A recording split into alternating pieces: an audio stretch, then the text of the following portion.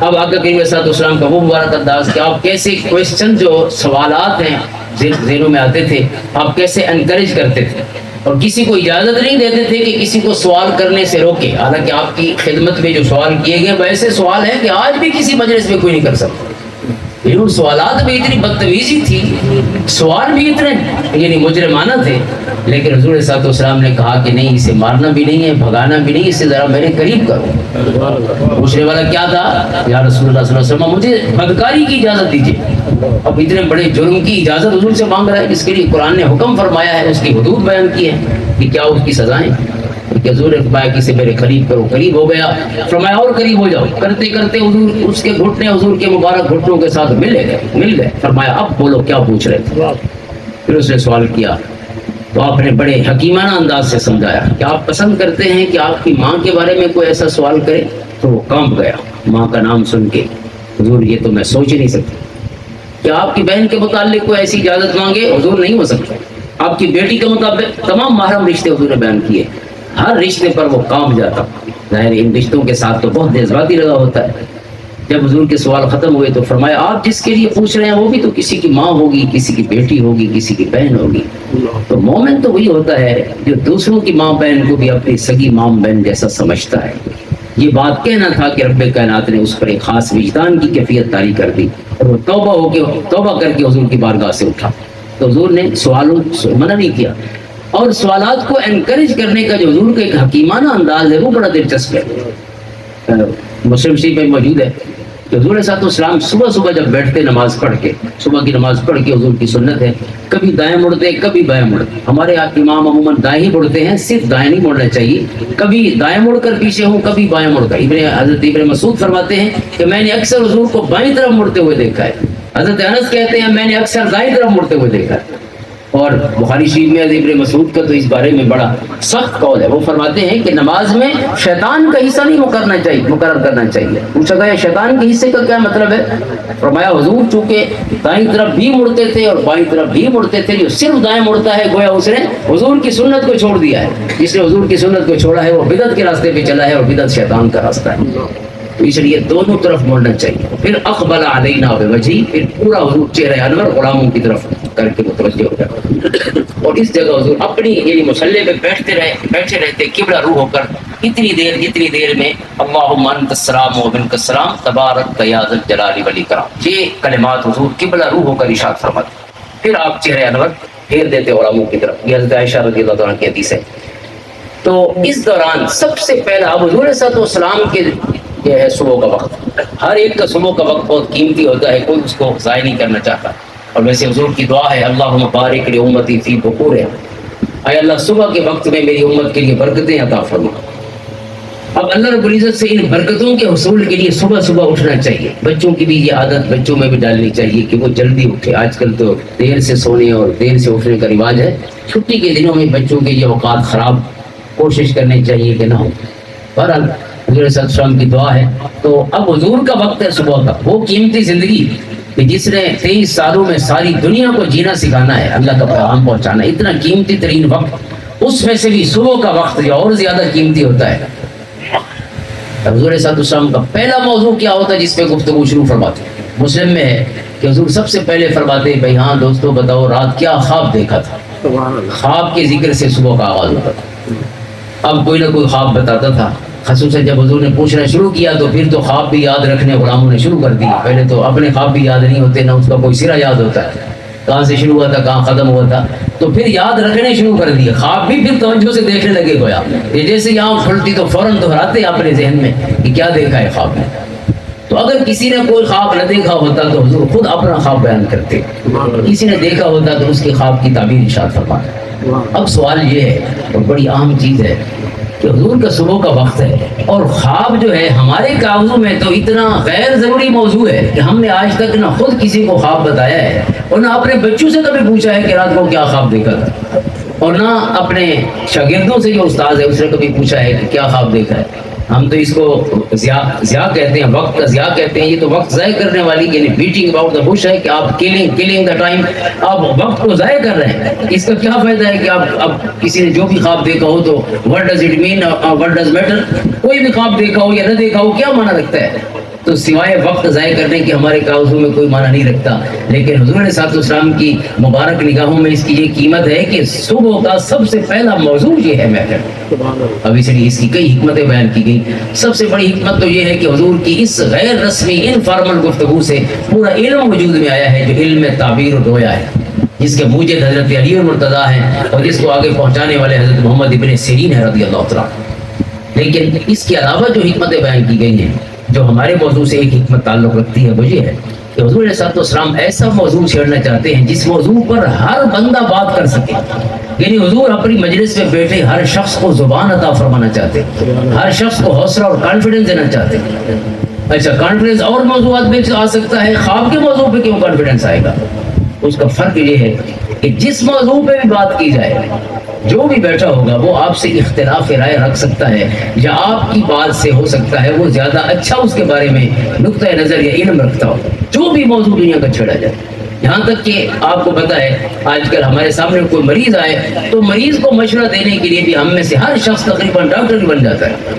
اب کسی کو کوئی پتہ نہیں کہ ڈاکٹر جانے اس کا کام جانے، خام خواہ بھائی فلاں تھوم کھاتے، فلانی شے کھاتے، ڈینی شے کو پٹھیاں سیدھیاں شے لا دے سو۔ حالانکہ یہ خاص موضوع ہے اور وہی جانے لکل فن رجال، ڈاکٹر کا حکیم کا کام ہے۔ لیکن انسان کی مفتی بھی کوئی علم کا مسئلہ پوچھا جائے تو ساری مجلس مفتیوں کی ہوگی۔ میں نے کسی کو مسئلہ بتایا، آپ کو بھی بتا دوں، لیکن ساتھ وہ اگلا مشورہ بھی دے دوں۔ ہمارے مرشد کریم عمل کرتے تھے ایک حدیث پاک پر، صبح کی سنتیں آج کل ہم پڑھتے ہیں، فرض چلے جاتے ہیں اور سنتوں کے پیچھے پڑے رہتے ہیں۔ حالانکہ سنتوں کی اجازت ہے 3 شرطوں کے ساتھ، اور صرف امام اعظم ابو حنیفہ نہیں، ہمارے امام صاحب کیونکہ تمام حدیث پر بیک وقت عمل کی کوشش فرماتے ہیں، انہوں نے اجازت دی ہے کہ نماز پڑھ لیں، لیکن 3 شرطیں۔ پہلی شرط یہ ہے کہ پوری نماز میں شامل ہو سکتے ہوں تو پھر آپ سنتیں پڑھیں۔ یہ امام طحاوی نے اس کی تفسیر بیان فرمائی، حدیث کی کتاب ہے ان کی۔ دوسری شرط یہ ہے کہ آپ اس وقت سنتیں پڑھیں اگر امام کی قرات آپ کو سنائی نہیں دے رہی، کیونکہ اگر قرآن سن رہے ہیں آپ تو پھر قرآن سننا فرض ہے، اور سنتیں پڑھنا سنت ہے، فرض نہیں ہے۔ سنت جو ہوئی تو سنت ہی ہے، لہذا قرآن سننا فرض ہے، قرآن کے ساتھ شامل ہو اور قرآن سنیں۔ وَإِذَا قُرِئَ الْقُرْآنُ فَاسْتَمِعُوا لَهُ وَأَنصِتُوا، قرآن کا حکم ہے۔ اور تیسری چیز یہ ہے کہ آپ کا جو مکان ہے وہ بھی چینج ہونا چاہیے، جہاں امام نماز پڑھا اس کمرے میں بھی نہ ہوں، اگر وہ صحن میں ہے تو آپ صحن میں نہ ہوں، آپ کمرے میں ہوں، وہ صحن میں ہے تو آپ کمرے میں، وہ کمرے میں تو آپ صحن میں ہوں، یعنی ظاہر آواز نہ آئے ایسی جگہ کھڑے ہوں تو پھر ڈسٹنس ہونا چاہیے، فاصلہ ہونا چاہیے۔ لیکن ہم نے اندھا دھند جب عمل شروع کیا کہ بس سنتیں پڑھنی ہے تو فرض چلے گئے، حالانکہ حدیث سے صحیح ہے بخاری و مسلم کی کہ اذا اقیمت الصلاۃ لا صلاۃ الا المکتوبہ، جب اقامت کہہ دی جائے تو پھر کوئی نماز نہیں ہے سوائے فرض نماز۔ اب اتنی اہم حدیث کو چھوڑ دیتے ہیں اور سنتوں پر عمل کرتے ہیں۔ تو اس پر ایک اور حدیث موجود ہے جس سے سارے کام مسئلے حل ہو جاتے ہیں، ان پر عمل تھا ہمارے مرشد کریم کا خواجہ غلام حسن سواک رحمۃ اللہ تعالیٰ علیہ کا۔ آپ بھی بہت بڑے عالم تھے، فاضل تھے، فقیر ہونے کے علاوہ۔ تو آپ کا عمل اس حدیث پر تھا کہ حضور علیہ السلام نے ایک شخص کو دیکھا کہ وہ فرضوں کے بعد سنتیں پڑھ رہا ہے۔ آپ نے اس سے پوچھا کہ کیا پڑھ رہے ہو، تو اس نے کہا کہ سنتیں رہ گئی تھی وہ پڑھ رہا ہوں، تو آپ خاموش ہو گئے۔ اب یہ حدیث تقریری ہے، لہذا اس سے یہ ثبوت ملتا ہے کہ فرض کے بعد اور طلوع آفتاب سے پہلے اس دوران آپ کوئی نفل نہیں پڑھ سکتے، لیکن اسی دن کی جو سنتیں رہ گئی ہوں وہ پڑھ سکتے ہیں مسجد میں، یعنی فرض کے بعد پڑھ سکتے ہیں۔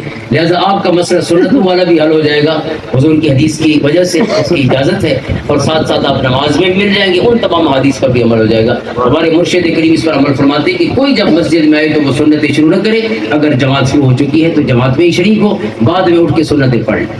اب جو بات میں نے اس کو کہی ہے، میں نے کہا کہ یہ 2 سنتیں مسجد میں مت پڑھنا، گھر آ کے پڑھنا، کیونکہ مسجد ساری مفتیوں سے بھری ہوتی ہے۔ اگر اتنی طویل بحث کر سکو جتنا میں نے گزارش کی ہے تو پھر تو وہاں پڑھنا، ورنہ آخری بندے سے لے کر امام صاحب تک سارے مفتی ہوں گے وہاں پہ، اور آپ کا جو ہے زندگی عذاب میں آ جائے گی آپ نے اگر سنتیں شروع بھی کی۔ لہٰذا گھر میں آ کے پڑھ لینا، ویسے بھی سنتیں گھر میں پڑھنا سنت ہے۔ حضور صلی اللہ علیہ وسلم نے کوئی سنتیں اور نفل حضور نے مسجد میں نہیں پڑھے، ہاں سفر میں پڑھتے تھے جہاں ہوتے تھے، وہاں تو ظاہر نوافل ہوتی تھی، سنتیں تو آپ نہیں پڑھتے تھے، سفر میں آپ فرض پڑھتے تھے اور نوافل پڑھتے رہتے، لیکن سفر میں نوافل یہ ہے کہ آپ سواری پر ہی نفلیں پڑھتے رہتے۔ کبھی ایک دفعہ زندگی میں سواری پر بھی نوافل پڑھ لینے چاہیے، حضور کی مسلسل سنت ہے۔ کوئی سفر نہیں جس میں آپ سواری پہ سوار ہوئے ہوں اور آپ نے فوراً نفلیں شروع نہ فرما دی، جس طرح بھی منہ ہوتا سواری کا، جو بھی کیفیت ہوتی حضور نفلیں پڑھتے رہتے۔ لہٰذا اللہ اس پر بھی عمل کی توفیق عطا فرمائے۔ تو میں عرض کرنا ہے تو بات طویل ہو جائے گی اور وقت بھی مختصر ہے کہ ہر کوئی علم والا جب مفتی ہو، یعنی جب شرعی مسئلے کی بات ہو تو ہر کوئی چاہے وہ ریڑھی پہ آلو بھی بیچ رہا ہے تو مفتی ہونے کے ناطے وہ بھی سب کے برابر ہے. یعنی ظاہر ہے وہ مفتی ہو بھی سکتا ہے، ضروری نہیں، لیکن بہرحال عموماً یعنی اکثر حکم الکل یہ کیفیت ہوتی. اب حضور صلی اللہ علیہ وسلم ایسا موضوع چھیڑنا چاہتے تھے جس میں کوئی درمیان میں ٹوکے نہیں، چونکہ ہر موضوع پہ ہر کوئی ٹوکتا ہے، یہ انسانی فطرت ہے. حضور فرماتے کہ خواب بتاؤ آپ نے، کیونکہ خواب میں جو بھی ٹوکے گا وہ بیوقوف تو ہو سکتا ہے کہ بھئی خواب میں آپ بھی اس کے ساتھ تھے کہ یہ کیسا دیکھ رہا تھا اور کیسا نہیں دیکھ رہا تھا، کون اس کو ملا اور کیسے ملا ہے. لہذا یہ ایسا موضوع ہے کہ ٹوکنے والے کو بیوقوف کہا جائے گا، کوئی اس کو سپورٹ نہیں کرے گا. اور پھر جب کوئی ٹوکنے والا نہ ہو تو پھر اور اس موضوع پر بولنے کا حکم فرما رہے ہیں کہ جس پر کوئی بولے اور اس کو ڈر نہ ہو کہ کہیں کوئی اعتراض کرے گا. جب اس موضوع پہ بولنا پوری مجلس شروع کرے گی تو مجلس کی جھجک ختم ہو جائے گی. مجلس کی جو ایک کنفیوژن سی ہوتی ہے، یہ جس کو ہم سرکی میں جھاکا کہتے ہیں، یہ جھجک یہ ختم ہو جائے گی. جب ہر کوئی بول سکے گا تو اپنے محبوب سے ہر بات پوچھے گا تو پھر شیخ یوسف کے دربار تک ہر خیر کا مسئلہ پہنچ جائے گا، کیونکہ انہوں نے پوچھا ہے اور حضور نے پھر اس کے بدلے میں جواب میں نور عطا فرمایا. تو میرے قریب آقا کے یہ مختلف انداز تھے جو حضور نے اختیار فرمایا. میں نے 2-3 عرض کیے، ویسے پوری کتاب ہے الرسول المعلم، دا ٹیچر پروفٹ. یہ ابھی فوت ہوئے ہیں عبد الفتاح ابو غدہ، شام کے تھے لیکن زندگی انہوں نے سعودی عرب میں گزاری ہے. بڑی اچھی کتاب ہے اس موضوع پر. اور میرا اپنا ایک مقالہ تھا چھوٹا سا، خیر وہ تو ایسے بچگانہ سا کام ہے لیکن وہ اسی سے متعلق ہے. چند چیزیں ہیں وہ حضور صلی اللہ علیہ وسلم کی ذاتی گرامی کا، یہ جو دا بیسٹ کمیونیکیٹر آپ کی، یعنی جو آپ کی جو مبارک کمیونیکیشن ہے، یعنی آپ کو حسن ابلاغ کہہ لیں سمپلی اس کو، حسن ابلاغ کس انداز سے جو بات پہنچاتے تھے. ایم فل کے لیے تھوڑا سا کام کیا تھا لیکن اس کے بعد بہت سا میٹیریل میرے ہاتھ لگا ہے. اللہ تعالیٰ توفیق عطا فرمائے کہ کبھی اپنے لیے اس کو ذات آخرت بنا سکے، کہ کوئی ایسی کتاب محفوظ کر جائیں کہ یہ باتیں تو ہوا میں اڑ جاتی ہیں، لیکن حضور نے فرمایا کہ جس نے کتاب میں مجھ پر درود لکھ دیا تو جب تک وہ کتاب موجود ہے اور درود پاک موجود ہے، فرمایا تب تک اس کی قبر میں بھی اس کا اجر اسے عطا ہوگا. اللہ تعالیٰ ان لوگوں کا حصہ بنائے کہ جو ان محبتوں کو تقیید کر دے. حضور نے فرمایا تقیید العلم، حضور کا حکم ہے کہ علم کو قید کر لیا کرو. یہ تقیید العلم ہے، اس کو بند کر لینا ہے کتابوں میں یا کسی ایسی چیز میں کہ جہاں محفوظ ہو، کسی اور کے کام آ سکے. یہ بہت برکت والا کام ہے. اس پر پوری کتاب ہے حضرت خطیب بغدادی کی، تقیید العلم، علم کو قید کرنا، یعنی حدیثیں اور چیزوں کو لکھ لینا. اللہ تعالیٰ ہمیں عمل کی توفیق عطا فرمائے، اچھا جینے کا شرف عطا فرمائے. حضور صلی اللہ علیہ وسلم کی سنت، آپ کا طریقہ، آپ کی سیرت طیبہ جو ہے اسے اپنی زندگی کا حصہ بنانے کا شرف عطا فرمائے. آمین. اللہم صلی علی محمد وعلی آل محمد. سبحان اللہ، ماشاء اللہ.